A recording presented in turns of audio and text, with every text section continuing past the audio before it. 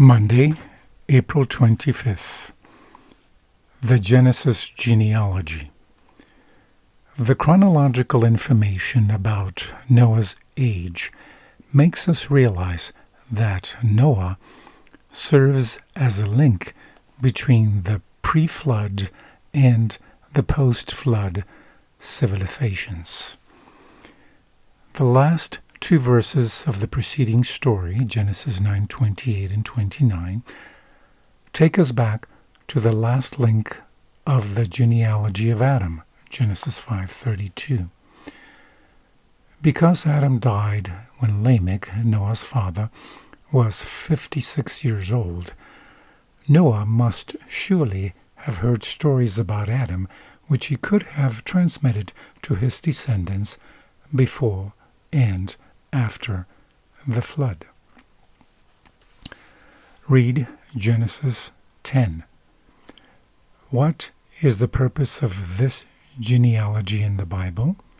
See also Luke 3:23 to 38. The biblical genealogy has three functions. First, it emphasizes the historical nature of the biblical events, which are related to real people who lived and died and whose days are precisely numbered. Second, it demonstrates the continuity from antiquity to the contemporary time of the writer, establishing a clear link from the past to the present.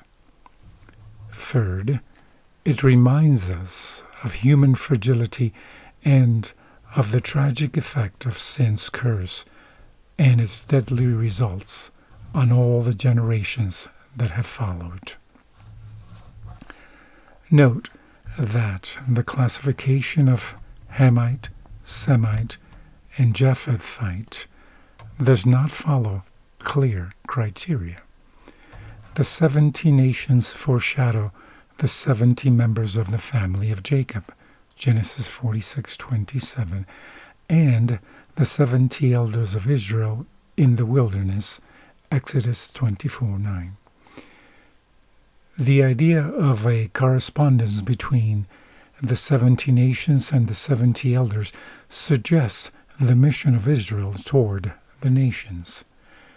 When the Most High divided their inheritance to the nations, when he separated the sons of Adam, he set the boundaries of the peoples according to the number of the children of Israel, Deuteronomy 32:8. Along the same line, Jesus sends 70 disciples to evangelize, Luke 10:1. What this information shows us is the direct link between Adam and the patriarchs. They all are historical figures, real people from Adam onward.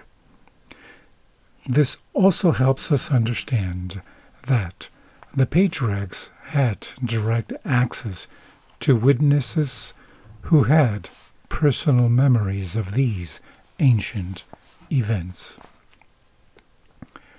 Read Matthew 1:1-17. What does this teach us about how historical all these people were? Why is knowing and believing that they were real people important for our faith? From the book Education, page 130, it says, when consideration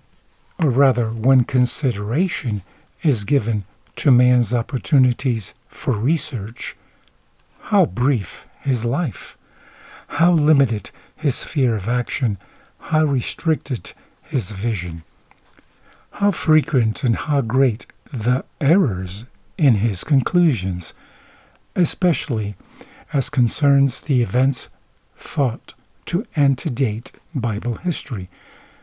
How often the supposed deductions of science are revised or cast aside. With what readiness and assumed period of Earth's development is from time to time increased or diminished by millions of years, and how the theories advanced by different scientists conflict with one another. Considering all this, shall we, for the privilege of tracing our descent from germs and mollusks and apes, consent to cast away that statement of Holy Writ, so grand in its simplicity? Genesis 1:27 says, God created man in his own image. In the image of God created he him. Shall we reject the genealogical record, prouder than any treasured in the courts of kings, which was the son of Adam, which was the son of God? Luke 3:38.